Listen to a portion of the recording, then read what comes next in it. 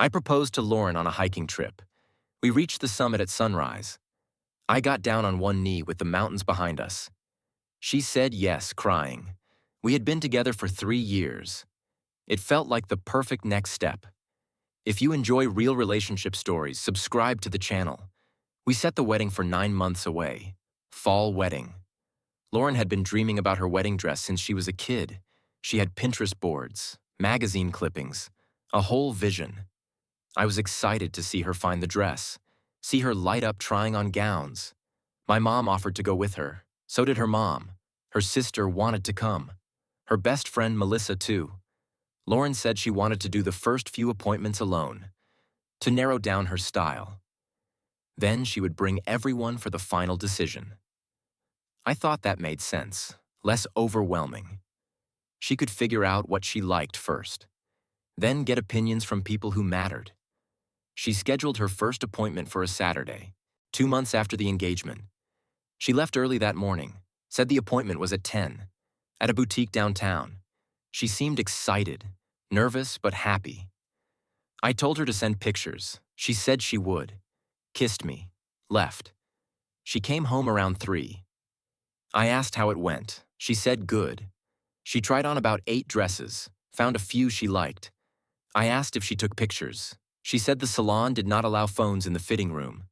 Privacy policy. I said that was weird, but okay. I asked which ones she liked. She described them vaguely, said she needed to think about it, go back and try them again. Over the next month, she went to 3 more appointments. Always on Saturdays. Always alone. Always came home without pictures. Said she was still deciding. Still narrowing down her options. I did not think much of it. Wedding dress shopping takes time. I trusted her process. Then my mom asked when they were going dress shopping together. I said I thought they already went. She said no. Lauren never invited her. She asked a few times. Lauren kept saying she was not ready yet. Still doing preliminary appointments. My mom was hurt. She wanted to be part of this. I told Lauren that night. Said my mom felt left out. Lauren got defensive. Said she would invite everyone soon. She just wanted to make sure she found the right dress first. Did not want to waste people's time. I said my mom did not mind. She wanted to be there, even if it took 10 appointments. Lauren said she understood. She would set something up soon, but she did not. 2 more weeks passed. 2 more Saturday appointments. Still alone. I mentioned it again. Lauren snapped at me, said I was pressuring her. That dress shopping was stressful enough. She did not need me adding to it. I backed off, but I was confused. This was supposed to be fun, exciting. Why was she making it so secretive?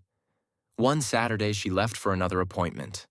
I decided to surprise her, bring her lunch. She had been gone since 9, would probably be hungry. I called the bridal salon she mentioned, asked if Lauren was still there. The woman said we do not have anyone by that name today. I said she had an appointment at 10. The woman checked. Said no appointment under that name. Maybe she went to a different location. I thanked her. Hung up. Called the other location. Same answer. No Lauren. No appointment. My stomach dropped. Where was she? I called her phone. Straight to voicemail. I texted her. Asked how dress shopping was going. No response. I sat there trying to think. Maybe she changed salons. Maybe she forgot to tell me. But she specifically mentioned this one. Multiple times. I waited an hour. She texted back. Said still here. Going well. Found one I love. I asked which salon. She named the one I just called. The one that said she was not there. She was lying. I did not know what to do. I got in my car, drove to the salon, parked across the street, waited. Maybe she was running late. Maybe she just got there. I waited 2 hours. She never showed up. At 3 p.m., she texted. Said she was leaving, heading home, would tell me all about it. I drove home, got there before her, waited. She came home at 3:30, smiling, happy. Said she found the dress, the one. She was so excited. I asked which salon. She said the one downtown, the same one I called. I said I called them. She stopped. I said I called to see if you were still there. They said you were never there. Her face went pale. I asked where she really was. She said she was at the salon. They must have made a mistake. I said I called both locations. Neither had you. So where were you? She started to say something. Stopped. Started again. I waited. She finally said she went to a different salon. I asked which one. She named one I had never heard of. I asked why she lied. She said she did not lie. She just did not correct me. I said that is lying. She got defensive again, said I was being controlling, that where she went dress shopping was not my business. I said it is my business when you lie about it. She said she needed space. Went to the bedroom, closed the door. I sat on the couch, trying to make sense of it. Why would she lie about dress shopping? What was she hiding? The next Saturday, she said she had another appointment. I asked where. She hesitated, then named the original salon. I said okay. She left at 9. I waited 30 minutes. Then I followed her, stayed far back, did not want her to see me. She did not go to the salon. She drove to a coffee shop, parked, went inside. I parked down the street, walked to the window, looked inside. Lauren was sitting at a table with a man, tall, dark hair, well-dressed. They were talking, laughing. She looked happy, relaxed. I did not recognize him. They sat there for 20 minutes. Then they left together. Got in his car. I followed them. Stayed several car lengths back, my hands gripping the steering wheel, heart pounding. They drove for 15 minutes, out of the downtown area, into a quieter neighborhood, tree-lined streets, boutique shops. They pulled into a parking lot, in front of a small bridal boutique, white awning, elegant signage, the kind of place that requires appointments, the kind of place brides dream about. They got out of his car. He opened her door. Like a gentleman, like someone who had done this before. She smiled at him. That smile, the one I thought was mine. They walked to the entrance together, his hand on the small of her back, guiding her, protective, familiar. They went inside. I sat in my car, engine off, trying to process what I was seeing. My fiancée, going wedding dress shopping, with her ex-boyfriend, the dress she would wear to marry me. She was choosing it with him. I felt sick. I wanted to storm in there, confront them both. But I could not move. I just sat there, watching the door they disappeared through. An hour passed, then another. I waited. Finally, they came out. Lauren was holding a garment bag, the kind boutiques use for dresses. She had bought something, or at least put something on hold. She looked radiant, that bridal glow, the joy every bride feels when she finds her dress. But she was sharing it with him, not me, not her mother, not her sister, him. He said something. She laughed, threw her head back. Pure happiness. He hugged her. Long hug. His arms wrapped around her, her arms around his neck. They stood like that for what felt like forever. Finally pulled apart. He put the garment bag in his trunk. Carefully, like it was precious, like it mattered. They stood by his car talking for another 10 minutes, just talking. But the body language, the way they stood close, the way she touched his arm, the way he looked at her. This was not just friends. This was something more. Finally, they hugged again. Shorter this time. She walked to her car. He watched her go. Did not leave until she drove away, like he was making sure she was safe. I sat there, numb, empty. The woman I was supposed to marry, the woman I thought I knew, was a stranger. I followed Lauren home, got there before her, waited inside. She came home 30 minutes later, smiling, glowing. Said dress shopping went great. She found some good options. I asked who she went with. She said alone. Just her. I asked if she was sure. She said yes. Why? I said, because I saw you. Her smile faded. I said, I followed you. Saw you meet a man at the coffee shop. Saw you go to the bridal salon together. Saw you come out looking happy. Who is he? She did not answer. I asked again. Who is he? She sat down, said his name is Alex. I asked how she knew him. She took a deep breath, said his name is Alex. They used to date. My stomach dropped. I asked when. She said a long time ago. Before me. I asked how long you dated. She said 5 years. 5 years. Longer than we had been together. I asked when you broke up. She said 4 years ago. I asked why. She said they wanted different things. He was not ready for commitment. She wanted to get married. They went their separate ways. I asked why he was at your dress fitting. She looked at the floor. Said he has good taste. Always knew what looked good on her. She wanted his opinion. Wanted to make sure she found the perfect dress. I stared at her. Could not believe what I was hearing. I said you wanted your ex-boyfriend's opinion. On your wedding dress, the dress you are wearing to marry me. She said when I put it like that, it sounds bad. I said it is bad. It is worse than bad. She said Alex was just a friend now. Someone whose opinion she valued. Someone who knew her well. I asked how long this had been going on. How long have you been seeing him? She said they were not seeing each other.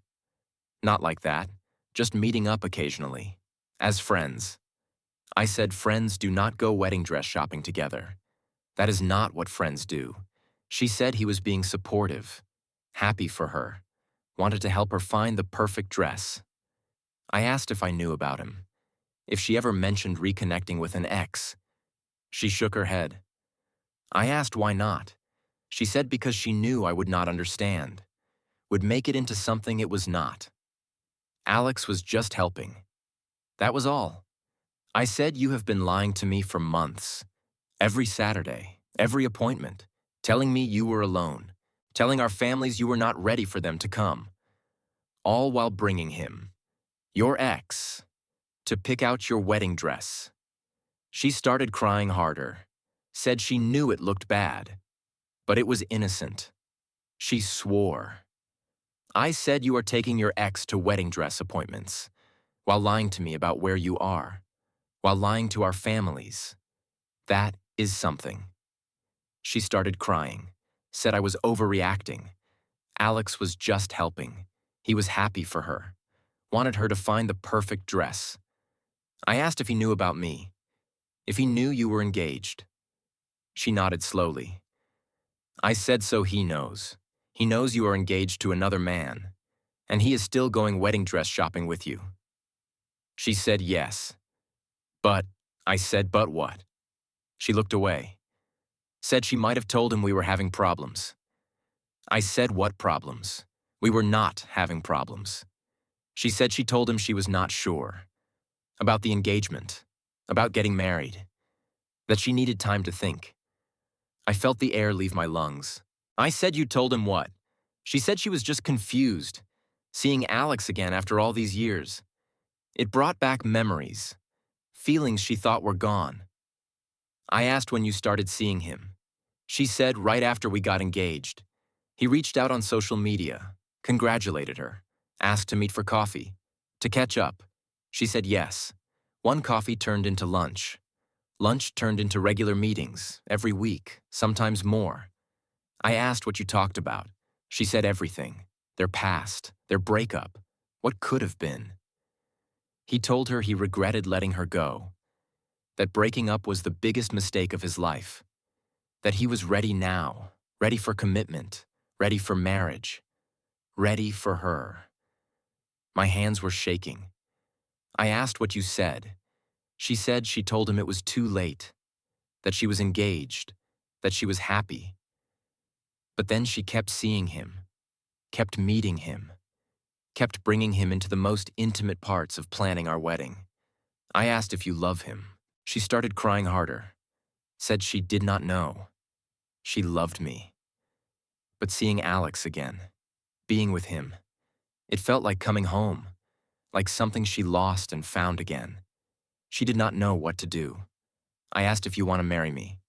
She looked at me, eyes red, face wet with tears. Said she thought so. Thought so. Not yes, not absolutely. Thought so. I asked if she wanted to be with Alex. She said she did not know. She was confused. Being with Alex felt familiar, safe, but she loved me too. She did not know what to do. I told her I would make it easy. We are done. She said no, please. She just needed time to figure out her feelings. I said you have had months, every Saturday, every dress appointment, every lie. You have been figuring out your feelings, and you still do not know. That tells me everything. She begged, said she would cut off Alex, never see him again, choose me. I said no. Because even if you did, I would always know that you were not sure, that you needed to see if you still loved him, that I was not enough. She cried harder, said that was not true. I said then, why did you lie? Why did you take him dress shopping? Why did you tell him you were not sure about marrying me? She did not have an answer. I told her to leave. She said this was her apartment too. I said, fine, I will leave. I packed a bag. She followed me around crying, begging me to stay, to talk, to work it out. I did not respond. I left, went to my friend's place, told him everything. He said I did the right thing, that Lauren clearly was not ready to get married. Not to me, anyway. The next day, I called off the wedding, sent messages to both families, said we were no longer getting married, did not give details, just said it was not working out. My mom called immediately, asked what happened. I told her about Alex, about the dress appointments, about the lies. She was furious, said Lauren did not deserve me. I agreed. Lauren called 50 times that day, texted constantly, said she made a terrible mistake, that she chose me, that Alex meant nothing. I did not respond. Blocked her number. Blocked her everywhere. A week later, her sister reached out, said Lauren was devastated, that she ended things with Alex, that she realized what she lost, that she wanted me back. I said no. Lauren made her choice, every Saturday, every lie, every moment with him. She chose to keep him in her life, to question our relationship, to plan a wedding while unsure if she wanted it. The sister said people make mistakes. I said some mistakes are unforgivable. This was one of them. It has been 2 months. I have not spoken to Lauren. I heard through people that she and Alex tried to date. Lasted 3 weeks. She realized he was not what she wanted, that she made a mistake. She tried to reach out again, different number, email, through friends. I ignored all of it. I am doing okay now. The first few weeks were brutal, questioning if I made the right choice, if I should have given her another chance. But then, I remember. The lies, the dress appointments with him, the fact that she told him she was not sure about me, while planning our wedding, while trying on wedding dresses. That is not someone ready to get married. That is someone keeping their options open. I deserve better than that. I deserve someone who is certain, who does not need to test the waters with an ex, who does not lie for months. Lauren was not that person. I am not dating yet, not ready, but I am healing. Going to therapy, working through the betrayal, the trust issues, learning what I will accept and what I will not. I will never ignore red flags again. The secrecy around dress shopping, the defensiveness, the lies. I knew something was wrong, but I trusted her anyway. That was my mistake, one I will not make again. If this story resonated with you, please subscribe.